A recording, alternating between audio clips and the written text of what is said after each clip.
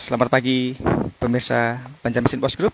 Kembali bersua bersama saya Roy, reporter Banjarmasin Post.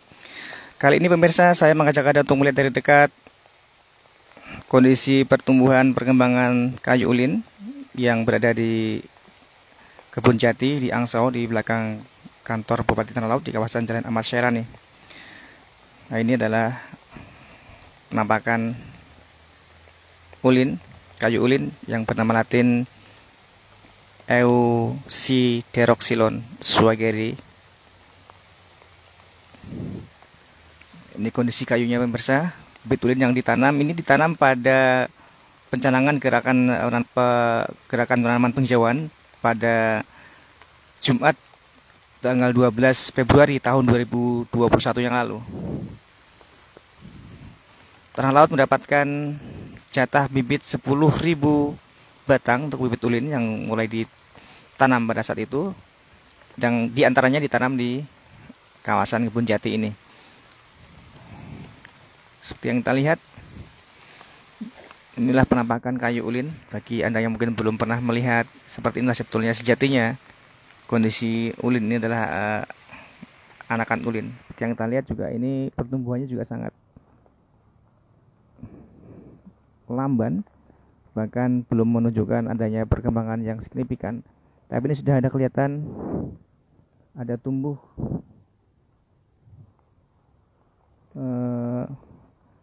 seperti tunas baru.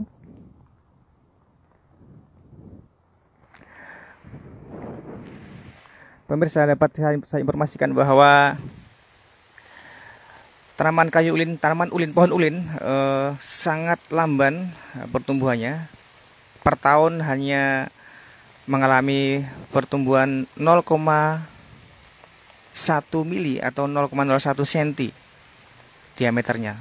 Dapat Anda bayangkan betapa sangat susahnya, sangat lambannya. Ini bahkan ini seperti Anda lihat, daunnya pun menguning, sehingga belum dapat pastikan apakah ini bisa tumbuh secara baik. Bahkan bagian atas juga meranggas. Hampir semua kondisinya sama. Ini juga kondisinya juga belum menunjukkan tanda-tanda bahwa ada pertumbuhan yang signifikan. Bahkan ini sebagian ranting juga mengering.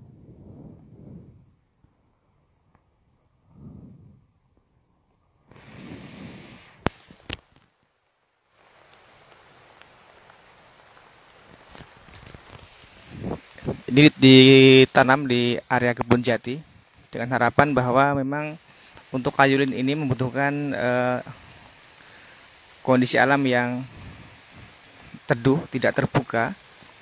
Karena itu diharapkan sebetulnya dengan ditanam di bawah pohon jati ini bisa paling tidak mendekati iklim di hutan, dan diharapkan mampu memberikan daya tumbuh yang sewajarnya.